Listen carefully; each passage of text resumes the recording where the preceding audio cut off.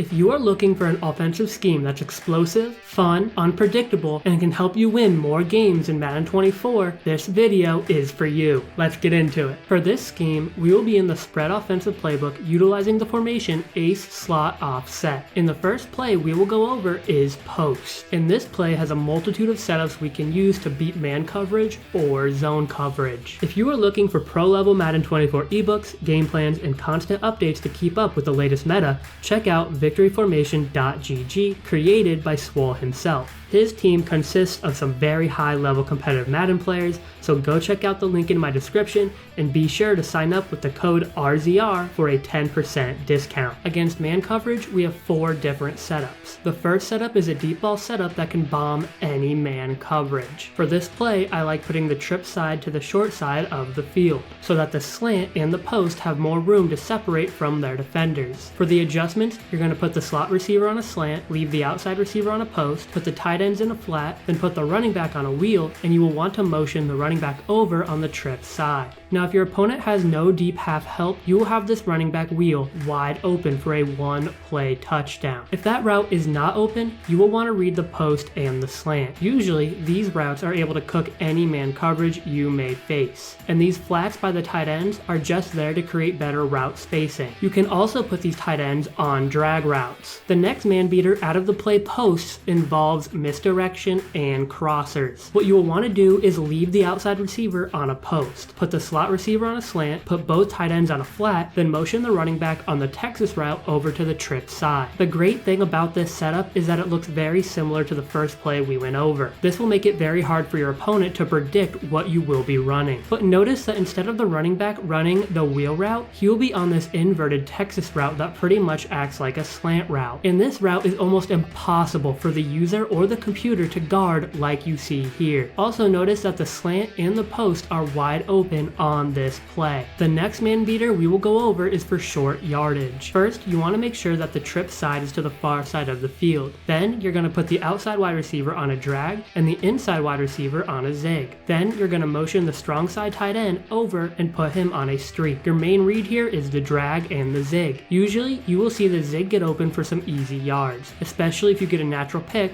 from the drag route. If these routes are not open, your next reads are the Texas route and the corner route. What makes this play so good is that you have routes capable of creating separation on both sides of the field, which will make the user not sure where to go. Now let's go over the last man beater. I like to run this play between the 10 and 20 yard line, and again, you want to be sure to have the trip set to the far side. What you're going to do is put the outside receiver on a slant, leave the slot receiver on the corner, and leave everything else as it is. Your first read here is the corner route. This route is great against man coverage, but you have to be sure to throw the ball as the receiver is cutting. This will make sure that the defender will not have any chance to pick the ball off. If that is not open though, your reads are from the left to the right. So it goes the corner, slant, Texas route, and lastly the backside corner by the tight end. Now we're going to go over the zone beaters in this scheme, and we will be staying in the same play and formation, post and ace slot offset. And to start any scheme you need a flood concept with a deep route, medium route, and short route. For this play though, you will need the flood concept to be ran on the far side of the field. The way we will set this up in this scheme is to simply put the outside receiver on a vertical. Since you only have to make one adjustment, you can try to quick snap your opponent so they have no time to adjust their defense. Now the players you want to read are these 2 defenders. If the outside corners run with the vertical and the slot corner defends the flat route, that will leave the corner route to be wide open on the sidelines. If you sense that your opponent is sending pressure,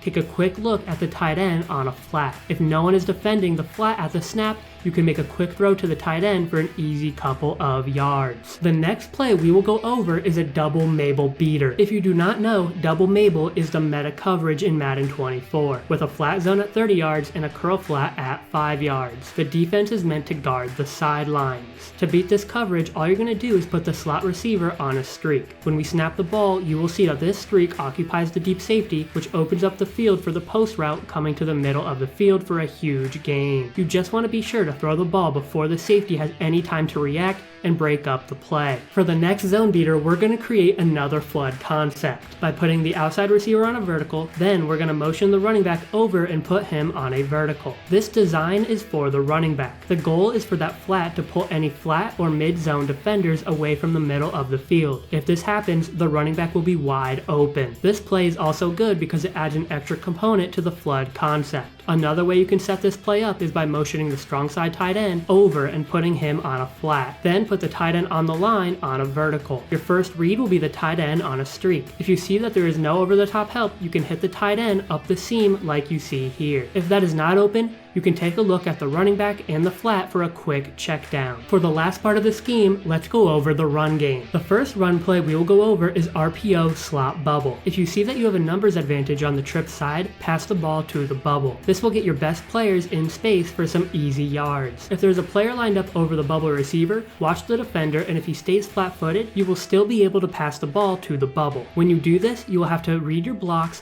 and make people miss for potential huge plays. If you hand the ball off, just make sure to not hold the right trigger until you cross the line of scrimmage. This will optimize your blocking for you to make even more people miss and get some easy yards. The last run play we will go over is called outside zone. The key to this play is to take the ball to the outside, and as soon as you see an open gap, burst through it, read your blockers, and make people miss. You also want to be alert for any cutback lanes in this play. Now that is the first formation in the spread offensive scheme. This formation alone can win you multiple games. If you want a part 2, please let me know in the comments and remember to like and subscribe. I appreciate all of your support. I'll see you next video.